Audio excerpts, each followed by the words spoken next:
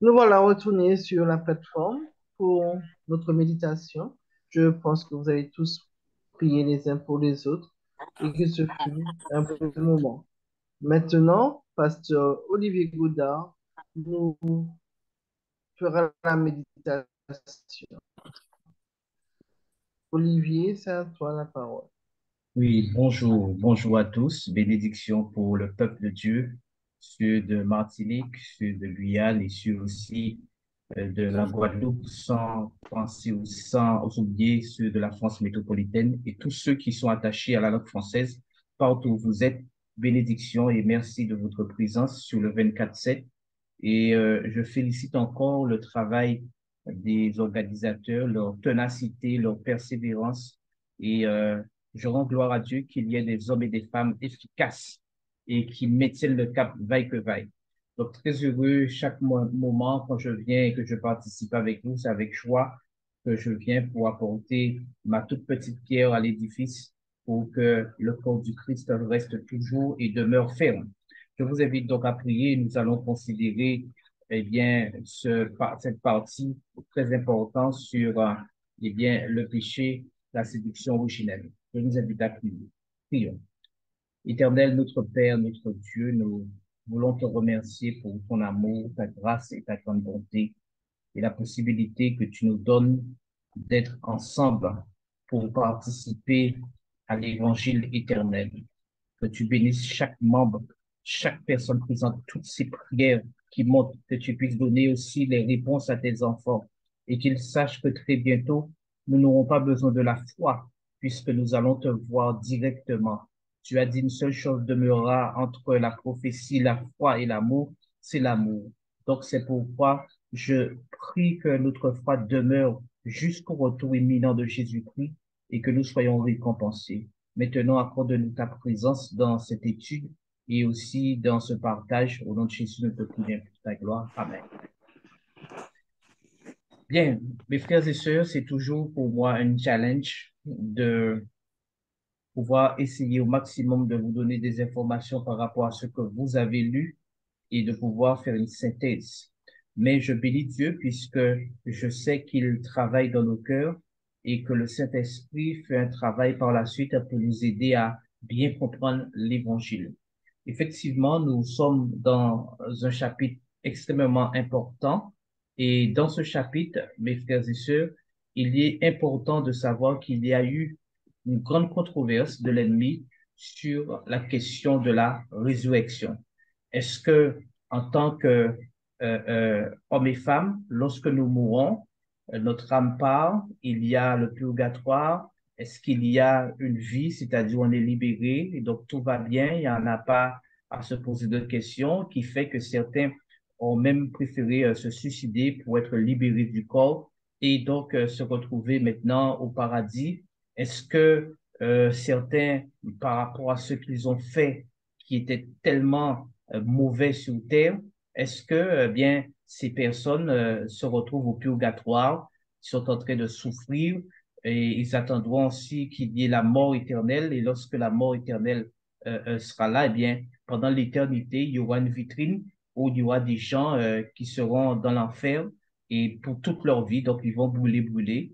Ils ont vécu 50 ans sur la terre, mais l'éternité, ils brûleront en enfer.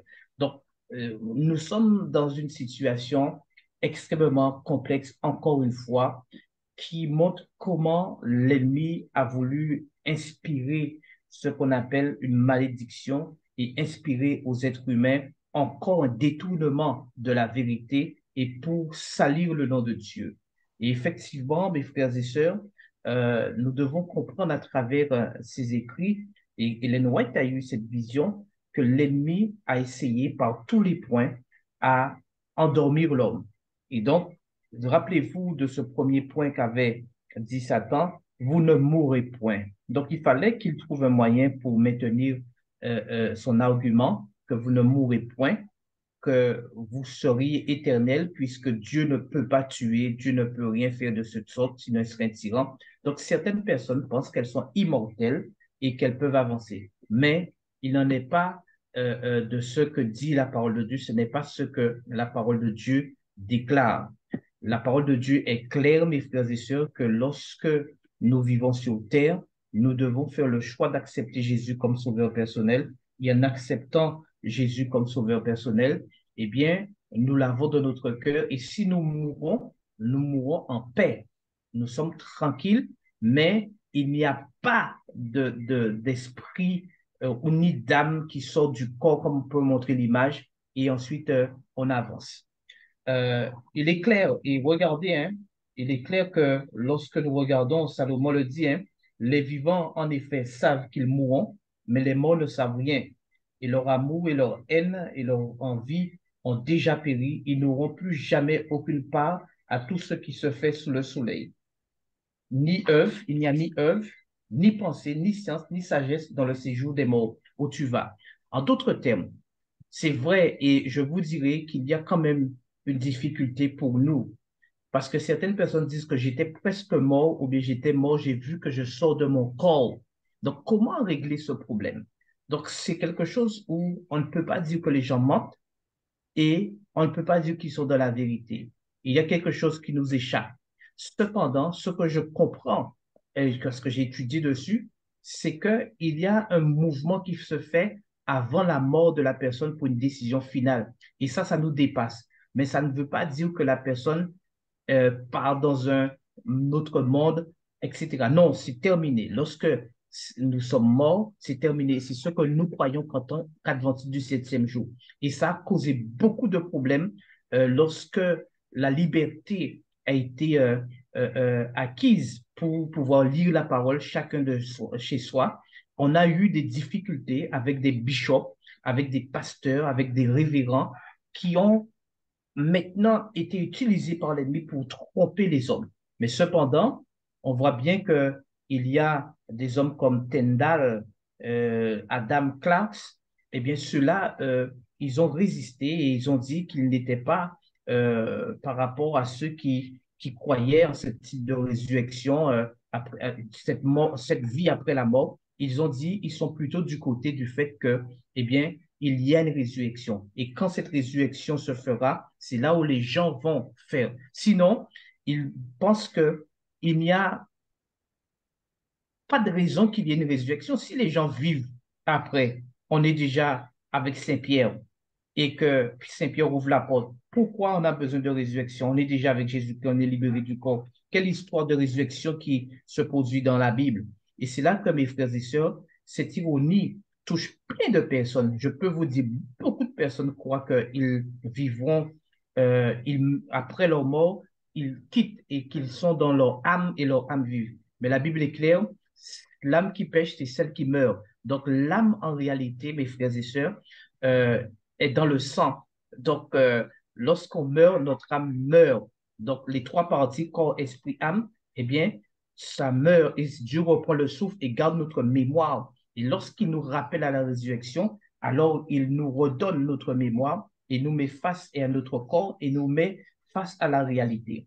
Donc, ça, c'était très important. Ces hommes-là ont été dans le sens contraire de ce que la pensée voulait faire passer, c'est-à-dire que on peut faire tout ce qu'on veut, on est tranquille. Il y a aussi une pensée, je ne connais pas l'auteur de ce chant, mais ça a fait beaucoup de tort dans les années 60-70 par là, qui dit, vous allez peut-être voir quand je vais dire ces mots, on ira tous au paradis, qu'on soit bon, qu'on soit méchant, on ira tous au paradis. Eh bien, c'est faux. Donc, nous, en tant que chrétiens, nous savons qu'au nom de Jésus-Christ, nous devons suivre la parole de Dieu. Nous devons rester fidèles à la parole de Dieu. Et c'est la parole de Dieu qui nous donne donc ces victoires. Nous devons rester donc tranquilles.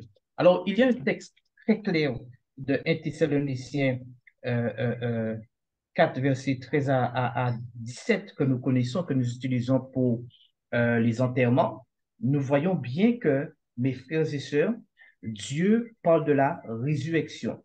Il parle de la résurrection et quand il parle de la résurrection, il dit qu'à la fin des temps, à la voix d'un archange, au son de la trompette, les morts en Christ ressusciteront. Ce qui veut dire que ceux qui sont morts en Christ, eh bien, c'est à ce moment qu'ils vont ressusciter et pas avant. Nous avons David, et il y a une mention de David qui est faite que David, ça fait quand même des millénaires qu'il est mort, mais il est clair que la parole dit que David est encore dans la tombe. Donc lui aussi entendra la voix du Seigneur et il sortira de la tombe. Donc ce qui veut dire que nous ne pouvons pas penser que Saint-Pierre, il n'y a aucune mention que Saint-Pierre ni Saint-Jean soient montés au ciel. Nous avons des indications cependant qu'il y a des hommes vivants dans le ciel. Moïse est dans le ciel. Nous avons des indications dans la parole de Dieu que Élie aussi est vivant. Il est dans le ciel. Et nous avons Enoch aussi qui est monté. Nous avons quelques indications, mais pour le commun, pour le grand nombre, ils sont dans la tombe. Et je voudrais aussi, j'ai pas assez d'arguments ou bien pas assez de temps pour le dire, Marie dans la tombe. La mère de Jésus est dans la tombe. Il n'y a aucun texte qui prouve que Marie est dans le ciel et qu'elle est sortie de son corps, elle est montée. Il n'y a aucun texte. C'est pourquoi la prière, cette Marie, mère de Dieu, priez pour nous pauvres pécheurs maintenant à l'heure de notre mort, eh bien, ne tient pas debout. Et ça, l'Église catholique commet une grosse erreur en voulant déifier Marie, puisqu'elle est dans la tombe, elle attend le jugement. Et effectivement, mes frères et sœurs, euh, il est important pour vous et pour moi de savoir que dans ces conditions, nous ne pouvons pas nous laisser piéger. Et j'ai peur pour nous. J'ai peur pour les adventistes du 7e jour. Et je veux conclure en ce sens, mes frères et sœurs. Parce que quand je lis ce que Ellen White dit et ce qu'elle voit par rapport à tous ces textes qui nous montrent que nous devons croire qu'il y aura un jugement, il y a, premièrement, ne l'oubliez pas, le jugement euh, investigatif que nous avions vu précédemment. Le jugement investigatif, c'est là où Dieu fait l'instruction du jugement. Il voit comment ce que nous avons fait. Il y a un ange qui écrit, d'accord? Il y a un ange qui écrit, mais cependant, lorsque l'ange écrit, lorsque nous viendrons en jugement, si nous avons accepté Jésus-Christ, il n'y aura plus de condamnation pour ceux qui sont en Jésus-Christ. Nous passerons de la mort à la vie. Cependant, ne l'oubliez pas, le texte dit, le salaire du péché, c'est la mort. Donc, quand on meurt, il faut savoir que le péché, si nous ne sommes pas mis en, en paix avec le Seigneur, nous mourrons, mes frères et sœurs, éternellement. Lorsque le jugement investigatif sera terminé, ce sera mon nom reste inscrit ou mon nom ne reste pas inscrit. Ensuite, pendant les 1000 ans, nous allons avoir ce qu'on appelle le jugement où Dieu va montrer les choses. Il va dire, voici la situation, voici ce qui se passe, comment on va juger les morts, comment vous avez été libérés. Et la troisième étape, mes frères et sœurs, ce sera le jugement exécutif, c'est-à-dire que Jésus reviendra et là, nous savons que ceux qui n'ont pas accepté Jésus-Christ, qui participeront à cette résurrection quand Jésus reviendra, mourront. Donc, après qu'il ait prononcé les sentences. Donc, c'est pourquoi, en conclusion, je nous invite, mes frères et sœurs, à ne pas croire dans les fables de l'ennemi, à ce qu'il y ait la mort après et qu'il y ait la vie après la mort, et de ne pas croire aux théories de toutes ces sciences qui viennent et qui disent que les méditations orientales et transcendantales, on vous fait voir votre maman, toutes ces choses-là. De plus en plus, il y a des adventistes qui vont voir des affaires. Et pour moi-même, avant hier, j'ai été appelé parce que j'ai gagné, j'ai été les 3 numéros qui sont tombés. Un grand voyant médium m'a dit, eh bien, vous êtes choisi pour cela. J'ai dit, mais madame, je suis pasteur. Il dit, alors, où est le problème? Mais je suis croyant aussi, hein. Je suis croyant, monsieur. Je suis croyant. Quel est le problème? Il dit, madame, il y a un gros problème. C'est que moi, je ne crois pas en ce que vous dites. Je vous souhaite une bonne journée. Avant que je lui dise une bonne journée, elle a raccroché. Mais avant, elle m'a dit, au départ, vous m'écoutez, vous écoutez ce que je vous dis. Donc, elle a voulu imposer euh, un- un- une façon pour que je reste dans son truc pour me dominer. Mais le Seigneur m'a donné le dessus sur elle. Donc, en d'autres termes, soyez forts et soyez de plus en plus vigilants. Nous croyons dans la résurrection, nous croyons dans le jugement et nous croyons que Jésus nous ressuscitera très bientôt à son retour. Et ensuite, pour les morts, ceux qui n'ont pas fait la volonté de Dieu, ils seront ressuscités après les 1000 ans pour être détruits éternellement. Et le feu ne durera pas éternellement. Au contraire, Dieu va détruire éternellement les personnes, mais pas pour qu'ils brûlent éternellement, c'est-à-dire qu'ils ne reviendront plus à la vie. Il n'y aura ni pensée d'eux. Que Dieu vous garde et vous bénisse. Amen. Éternel notre Père, notre Dieu, bénis ton peuple et aide-nous à être conscients que nous ne devons pas tomber dans les fables de l'ennemi qui n'a cessé de mentir à nos premiers parents, à l'humanité et continue à nous mentir. Mais tu nous as donné la vérité par la puissance de la parole et l'Esprit parlant en nous. Donne-nous de ne pas flancher, mais de rester fidèles dans toutes les circonstances et de remporter les victoires, afin que quand tu reviendras, tu puisses dire, vous avez été fidèles en peu de choses et vous avez remporté la victoire. Merci de bénir chaque membre du 24/7 dans le monde entier et accorde à tout ton peuple la lumière nécessaire pour qu'elle fasse ta volonté. Au nom de Jésus, nous te prions pour ta gloire. Amen. Amen. Amen, amen, amen. Amen. Nous remercions vivement le Amen. pasteur Godard pour Mhm. la méditation de ce jour. Je vous souhaite à Amen. tous un très bon sabbat sous le regard de Dieu et nous laissons la place à l'équipe suivante. À demain, si Dieu veut. Merci. Bon sabbat. À bientôt. Bon sabbat à vous. Bénédiction. Bon sabbat. Merci.